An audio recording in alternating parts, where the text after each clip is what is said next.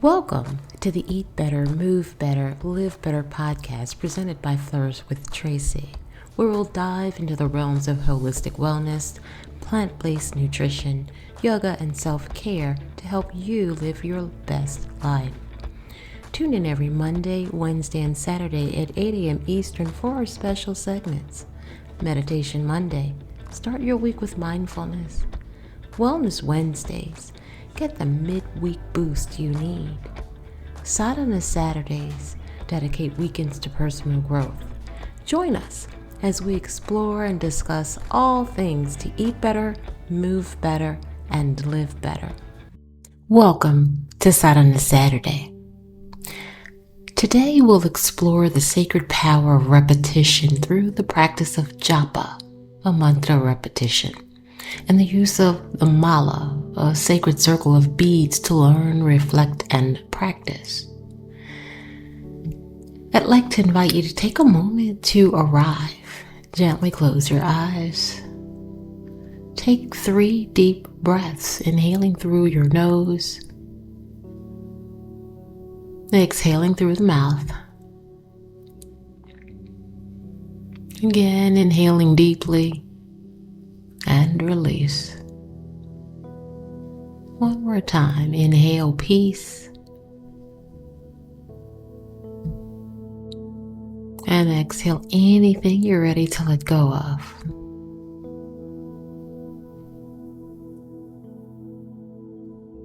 Bring your hands to your heart. Feel your heart beat. Notice its rhythm.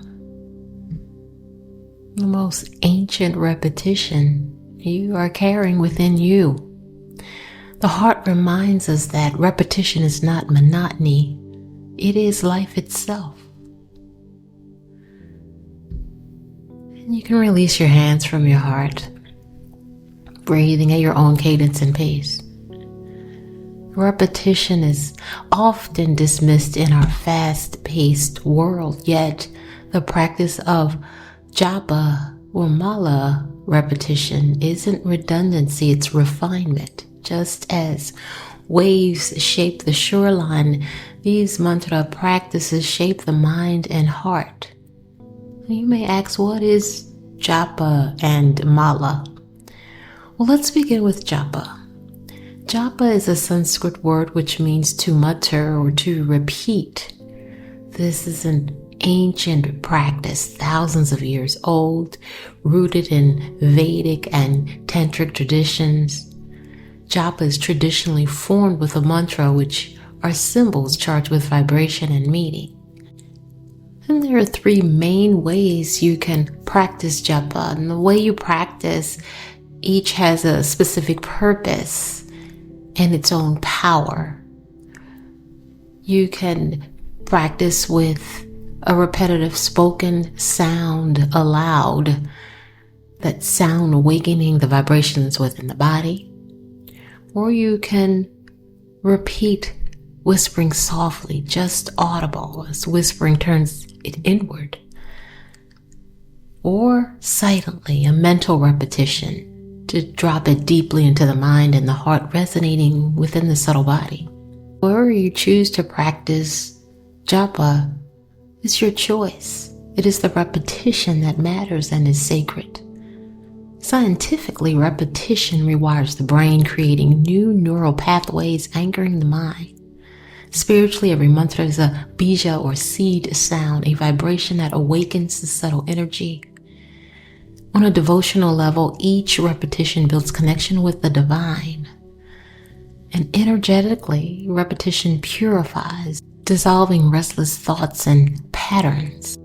We can think of repetition and mantra as refinement, just like the way waves shape the shoreline. Mantra shapes the mind and the heart. Now let's talk about the mala. The mala is a sacred tool. It is a physical string of beads. However, it's a little bit more than that. It's a sacred circle, a mirror of infinity. The mala literally works hand in hand, in conjunction, in unison with the japa. The japa is what we repeat, and the mala is how we focus on what we repeat. We use the mala to keep us on track while reciting our japa because our minds wander. The mala gives our hands something to touch, guiding us back bead by bead. It grounds us in the present moment and absorbs the energy of our devotion. And over time, a mala becomes a companion, a reminder of practice and presence. And although the mala is a circle of beads, we also use other things in our lives that hold our sacred repetition. So take a moment now to reflect. What is something in your life that repetition has already made sacred? Perhaps it's morning tea, daily yoga, or saying goodnight to a loved one.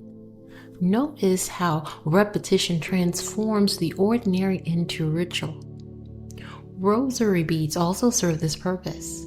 They are similar to mala beads and serve the purpose of holding the space for the repetition.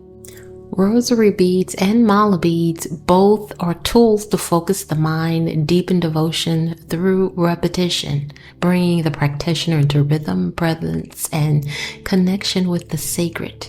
Both transform repetition into a prayerful meditation. There are some differences as well. Mala is a garland of repetitive mantras or vibrations for focus and purification, and the rosary is a chain of structured, repetitive prayers. Both are sacred pathways where repetition becomes devotion, and both provide tactile grounding to keep attention steady. Rosary beads contain 59 beads, representing 5 sets of 10 small beads separated by larger beads and a crucifix centerpiece, and each bead corresponds to a specific prayer. Mala beads have 108 beads, with a centerpiece guru bead and tassel. The number 108 is sacred, representing wholeness, 1 for unity, higher truth, 0 for completeness, emptiness, 8 for infinity or eternity. The guru center bead represents the teacher, the guide, the divine source. The tassel is like a lotus blooming, connecting us to higher consciousness. When a mala is used repetitively, it becomes an object for ritual to absorb energy and to create 108 repetitions to immerse beyond time and space.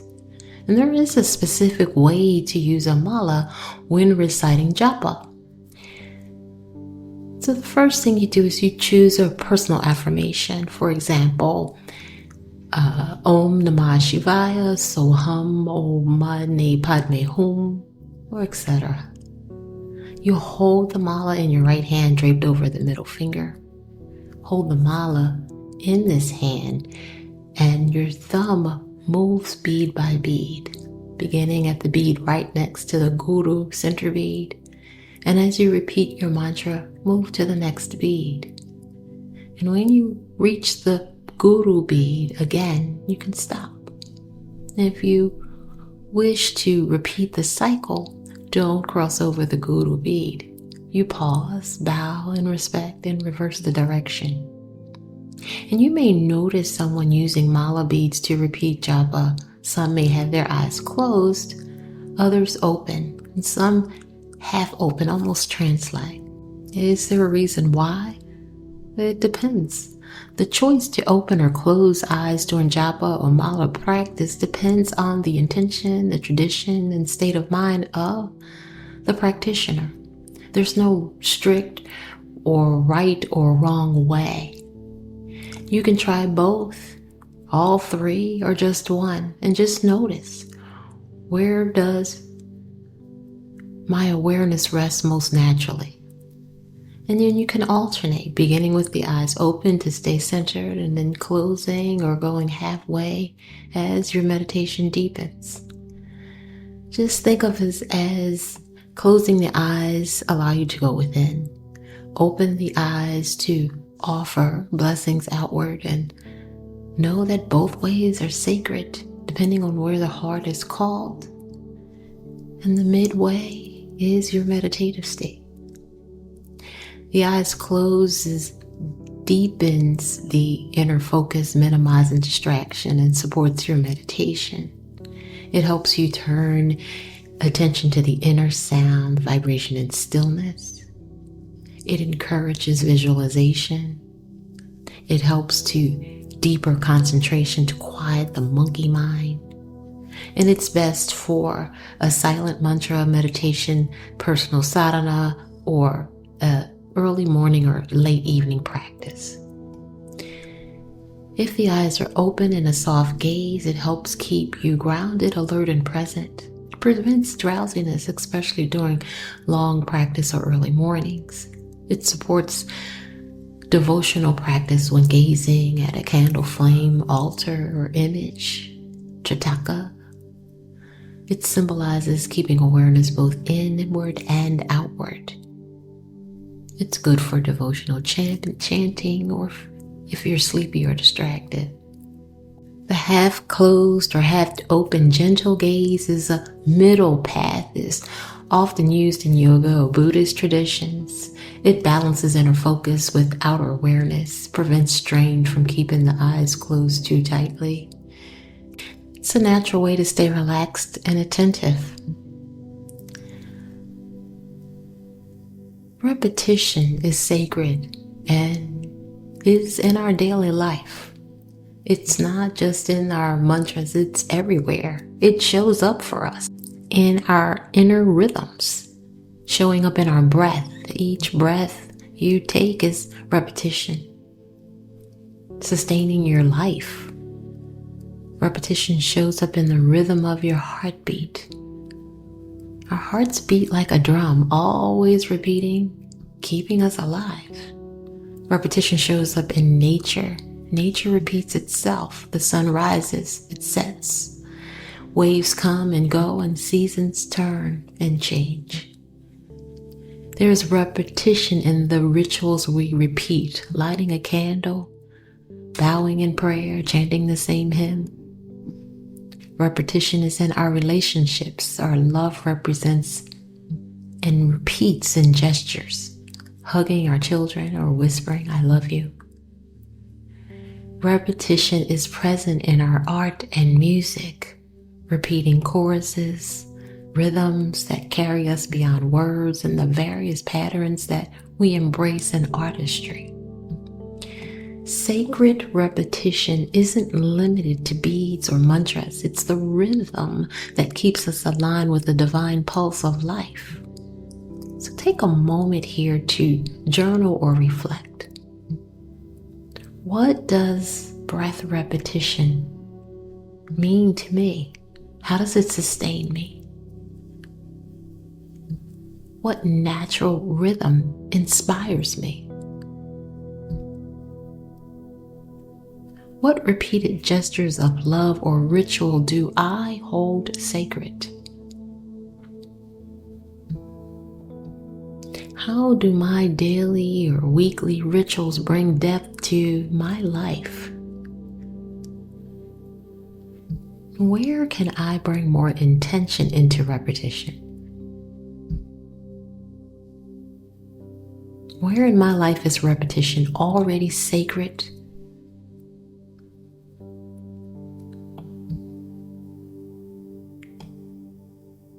As you ponder these things, realize that because repetition is powerful, we must use it wisely. And there are areas of caution, as sometimes repetition becomes unhealthy, and it's important not to misuse repetition. And here are a few flags. Repeating negative self-talk loops like "I'm not enough." Doing Japa mechanically or rote without heart. Becoming over-attached to the number of repetitions or achievements, physically straining the voice or hands, reinforcing unhealthy habits outside of practice, stirring trauma or emotions without support, repeating words without embodying their truth. Repetition itself is neutral. It can either chain us or set us free. Conscious repetition liberates, unconscious repetition confines.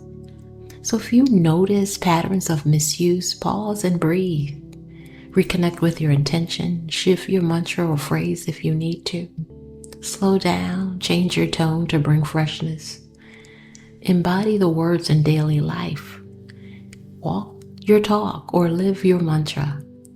Offer yourself a practice of compassion, not judgment. And reset yourself with a mini practice. Pause, close your eyes, and place your hand on your heart. Inhaling, I return to presence. Exhaling, this repetition is sacred. And then you can resume gently with intention. If you notice deeper emotions surfacing, or if you feel triggered by trauma, seek guidance with a therapist, mental health professional, or holistic wellness practitioner. I'd like to now invite you to practice Japa with a mala. And if you don't have one, you can imagine that you are holding a set of mala beads in your hands. Imagine the beads flowing over your right hand, your thumb on the bead moving as you repeat the Japa. This meditation is an invitation to drop into rhythm, sound, and presence. You can decide and choose to close or keep your eyes open or halfway based on what resonates. Take 3 breaths. Inhale. Exhale. Feel the mala in your hand as you take the second breath in. Out. Set an intention for peace, clarity, devotion, and healing. Offer this intention to the guru bead. Take a third breath in and out. So let's begin with the simple mantra, Soul Hum. This is the repetitive mantra that mirrors our voice, inhaling silently so. Exhale silently hum. Each bead, 1 breath, 1 mantra, so hum. Now repeat silently for 27 repetitions, about a quarter of a mala. Let's begin, allowing the mantra to soften into silence, repeating inwardly. So hum. So hum.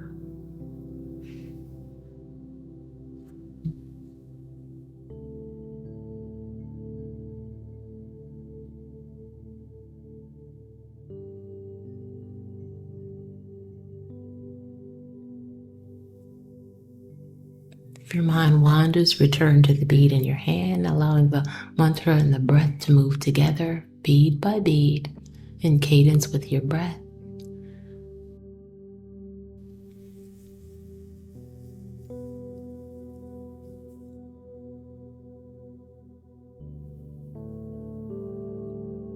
Allowing the mantra to soften into silence until it feels like it's repeating you.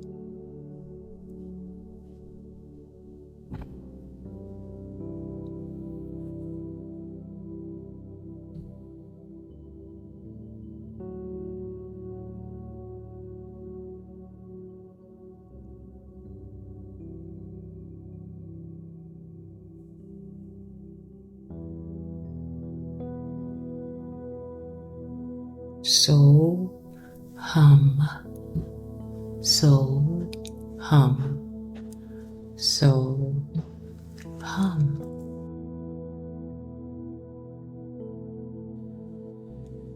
Let's pause, placing the mala at the heart, and notice how you feel.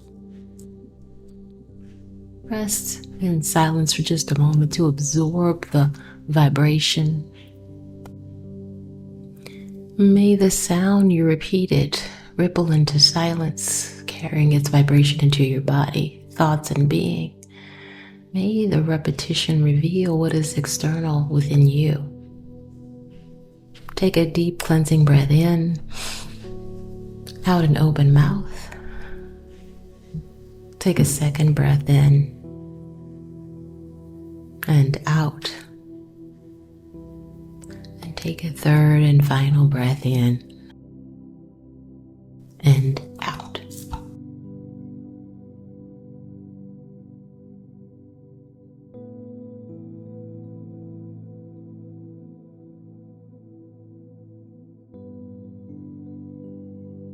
If your eyes were closed, please open them.